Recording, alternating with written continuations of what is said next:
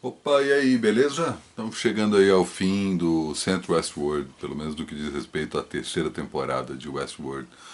Vim acompanhando aí nas últimas semanas essa que é uma das melhores séries em ação hoje, né? Então, buscar outra série agora, porque se tudo der certo, só daqui a 2 anos, né? E a gente não sabe quando é que as coisas voltam a funcionar por conta da história de pandemia e quarentena, então 2 anos assim sendo bem otimista, mas de qualquer forma o Westworld já acostumou a gente a esperar bastante tempo. A quarta temporada está confirmada, né? Resta saber quando ela começa a entrar em produção. Espero que logo, porque afinal de contas, para variar, como em todo final de temporada de Westworld, várias pontas ficaram soltas, várias histórias ficaram em aberto e para que lado que a gente vai agora? E a temporada como um todo foi mal recebida pela crítica, enfim, muita gente reclamando que, como eu estava comentando no começo do programa passado, né, essa esquizofrenia entre ser uma série séria sobre o que está acontecendo com o mundo hoje, quase que uma metáfora, né, toda essa coisa, principalmente a partir dessa temporada, né, mas nas outras temporadas já tinha isso, essa coisa de usar os dados das pessoas para fazer alguma coisa pelo bem da humanidade, esse bem põe entre aspas aí, porque vai saber, né, quem que está querendo esse bem. Conversa muito com o que a gente está vivendo hoje em relação às redes sociais, né, em relação a como essa era eletrônica que a gente vive, principalmente desde o começo da década passada, acaba aprisionando a gente e nos tornando refém de informações que nós mesmos passamos para essas empresas. Né? Tanto a Delos quanto a Insight, que são as grandes corporações, pelo menos as que a gente conhece, no universo de Westworld, são analogias claras ao Facebook, à Amazon, à Apple, ao Google, né? A forma como eles manipulam as pessoas a partir da, do conhecimento que eles têm da forma como essas pessoas se atuam, né? Não se atuam, mas atuam e agem usando suas redes como um jeito de detectar isso, né? A gente acaba cedendo uma série de dados e uma série de informações que não normalmente cederíamos a empresas desse porte e essas empresas acabam voltando isso pra gente e a metáfora é a grande história dessa temporada que é o Roboão que controla não só toda a humanidade, como também determina o que vai acontecer com cada um dos cidadãos. A gente descobre toda essa história no decorrer da terceira temporada, que faz uma série de alusões ao fato de ter uma simulação dentro da outra, e a gente não ouve falar disso. Por isso, assim, eu tenho uma série de ressalvas, e eu confesso que eu vou ficar decepcionado se a próxima temporada se manter nesse tom, que o que a gente viu durante toda essa temporada não é mesmo uma simulação. Eles só não abriram isso pra gente ainda. Eu ainda aposto nisso, ainda aposto que esse universo que entrou em colapso a partir do momento em que o computador central foi desligado pelo Caleb, ele não é o universo de verdade. A gente vai começar a ver justamente a cena final, né? A cena, inclusive, é uma citação, uma referência clara ao final do Clube da Luta, né? Quando os prédios começam a ser destruídos e o mundo como a gente conhece, a sociedade, a civilização se desfaz. Eu não acredito que a gente vai entrar numa quarta temporada com o mundo completamente em ruínas. Ou se isso acontecer, espero que seja uma. Como é que fala? Justamente a simulação desse mundo em ruínas. Né? Que há um mundo externo, né? Ou um mundo paralelo, um mundo espelho, como vários fãs cogitaram aí durante essa temporada, que não foi destruído e que talvez os personagens da Maeve e do Kelly, que formam essa dupla ao mesmo tempo improvável e ao mesmo tempo ótima, né? Porque imagina, são dois soldados e dois líderes, né? Cada um à sua maneira, né? O Caleb menos líder, né? O Caleb claramente passando por aquele processo jornada do herói, né? Meio Neo no Matrix, né? Meio Invisíveis do Graham Morrison, né? Neuromancer, aquela coisa tipo, estou entendendo esse universo agora e começo a entrar nele. E tem aí como sua principal guia espiritual e guia de guerra também, embora descobrimos nesse episódio toda a história do Caleb, e a gente sabe que ele é um líder mais nato do que boa parte dos outros soldados que são colocados nessa situação. A gente descobre aí, tem uma coisa que não é nem dita no episódio, mas é revelada depois no site, que há um quinto parque, que é o Parque da Guerra, que não é o War World que a gente viu da Segunda Guerra Mundial, mas é um parque que simula a realidade que a gente vive para treinar os mercenários que matam os tais outliers, né? As pessoas que fogem das previsões que são feitas pelo Roboão em relação ao futuro delas. A gente entendeu que o Roboão consegue prever o futuro da maioria das pessoas, à exceção de algumas poucas pessoas criativas, teimosas, rebeldes, enfim, vários motivos diferentes fazem com que o robô não consiga prever o que vai acontecer com essas pessoas. E ele, através da lavagem cerebral, como a gente viu no episódio passado, ele consegue fazer com que algumas dessas pessoas, como o caso do Caleb, possa se tornar uma espécie de um mercenário para matar as outras pessoas que não se enquadram no sistema. Eu acho que isso tudo está dentro de uma simulação. Eu acho que a gente ainda vai ver a própria história do Sarek. Será que o Sarek morreu? Eu não acho. Eu sinceramente não acho, não acho nem. Quer dizer, ele pode até ter morrido antes da gente conhecê-lo. Né? Aquela história que talvez a consciência dele e do irmão dele, o Jean-Michel, ou dos dois ao mesmo tempo, estejam presentes nessas máquinas que eles criaram. Isso também para mim está em aberto.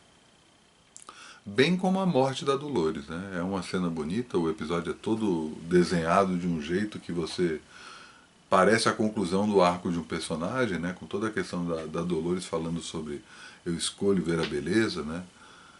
E ela meio que percebendo que no fim das contas ela nasceu como uma personagem que só via a beleza em tudo, e a grande graça do personagem era justamente para as pessoas que iam para o Westworld, para o parque, poder fazer o que quiser com uma pessoa que só via beleza em tudo. Então, corromper completamente essa inocência dos piores jeitos possíveis. E ela, assim, vai tendo não só o conhecimento, mas também a consciência da feiura do mundo, e ela entra nessa terceira temporada disposta a encarar essa feiura de frente. E é isso que a gente vê, ela se desfazendo em 5 personagens diferentes, e a tal Dolores Prime, que é o nome que os fãs acabaram dando para personagem vivida pela Rachel Evan Wood, que é a própria Dolores, né? Embora ela esteja presente em 4 outros corpos durante essa temporada,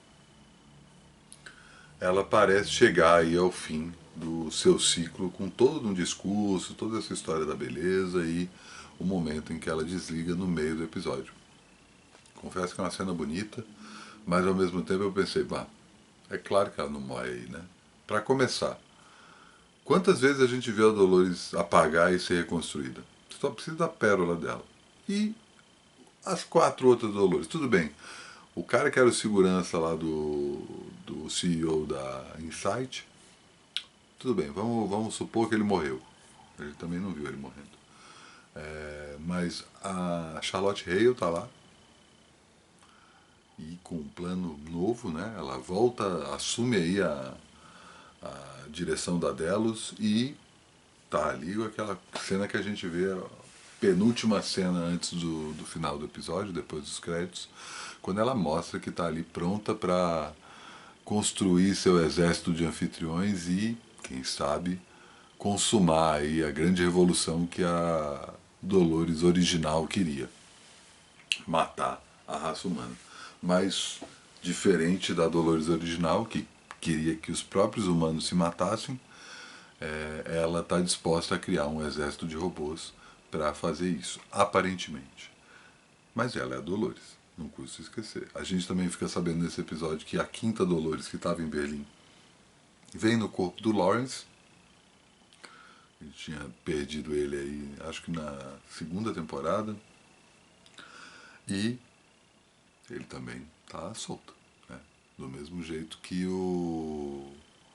as pérolas do Sato Musashi e do... Quem é a quarta Dolores? Agora eu esqueci. O Sato, a Charlotte, o Segurança, a Dolores mesmo. Tá faltando um, eu vou lembrar já já. Como é que pode, né? Acaba esquecendo. Enfim, eles ainda estão aí. Ainda tem Dolores na história. Então a gente vai ver a Dolores aparecendo. Eu não acho que ela vai aparecer como flashback. Ela realmente está presente nessa história que a gente vai ver. E a gente viu alguns personagens morrer, né? Notadamente o personagem do Rodrigo Santoro, o Hector, né? Durante essa temporada. Mas a Clementine também está lá, né?